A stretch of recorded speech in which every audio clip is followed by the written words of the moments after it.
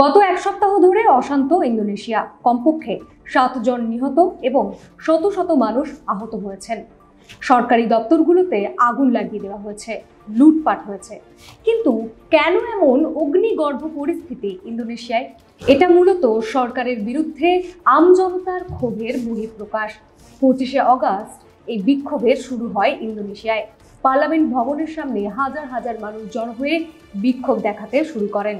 দ্রব্যমূল্য বৃদ্ধি নিয়ে আগে থেকেই মানুষের মধ্যে ক্ষোভ ছিল।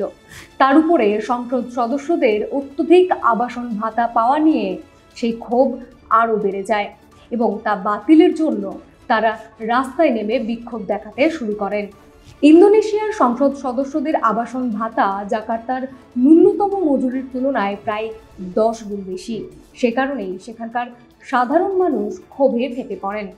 ছাত্র সংগঠন গেজায়ান মেমাঙ্গেল এক বিবৃতিতে অভিযোগ করে, সরকার দুর্নীতিগ্রস্ত অভিজাতদের সুবিধা দিচ্ছে এবং সামরিক বাহিনীকে বেসামরিক জীবনে ঢুকিয়ে দিচ্ছে। এই অভিযোগ সরাসরি প্রাবুক সরকারের অধীনে সেনাবাহিনীর ক্রমবর্ধমান ভূমিকার দিকে ইঙ্গিত করে।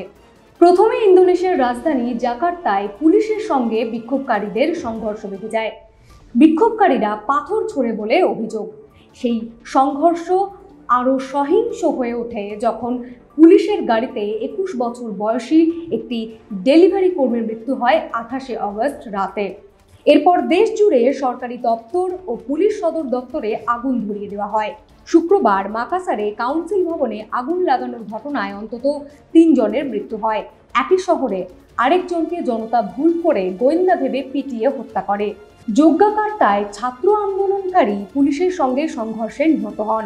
অন্যদিকে সলো শহরে টিয়ার গ্যাসে অসুস্থ হয়ে পড়েন এক 60 বছরের রিকশা চালক। পরে হাসপাতালে তার মৃত্যু হয়।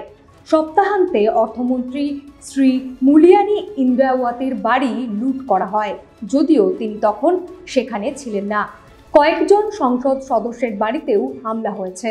জাকার্তায় 5 দিনের সংঘর্ষে পুলিশ 1240 জনকে আটক করেছে। শহরের গভর্নর প্রামনো আনুম জানান, দাঙ্গাবাজরা বাস, মেট্রো ও অন্যান্য অবকাঠামোতে আগুন দেওয়ায় প্রায় $3.3 মিলিয়ন ক্ষতি হয়েছে। আহত হয়েছেন কমপক্ষে 700 মানুষ। প্রেসিডেন্ট প্রাবো রবিবার চীনের এক গুরুত্বপূর্ণ বৈঠকে যোগ না দিয়ে নিরাপত্তা বাহিনীকে কঠোর ব্যবস্থা গ্রহণের নির্দেশ দেন।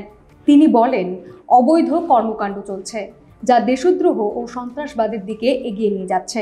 একই সঙ্গে তিনি সংসদ সদস্যদের আবাসন ভাতা ও বিদেশ ভ্রমণের সুবিধা কাটছাঁট করার কথাও ঘোষণা করেন।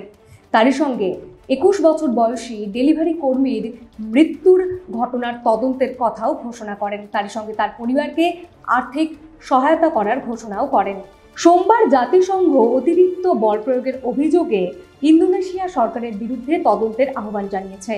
হিউম্যান রাইটস ওয়াচ ইন্দোনেশিয়া সরকারের বিরুদ্ধে দায়িত্বজ্ঞানহীন আচরণের অভিযোগ এনেছে, কারণ তারা বিক্ষোভগুলোকে দেশদ্রোহ বা সন্ত্রাসবাদ হিসেবে দেখছে।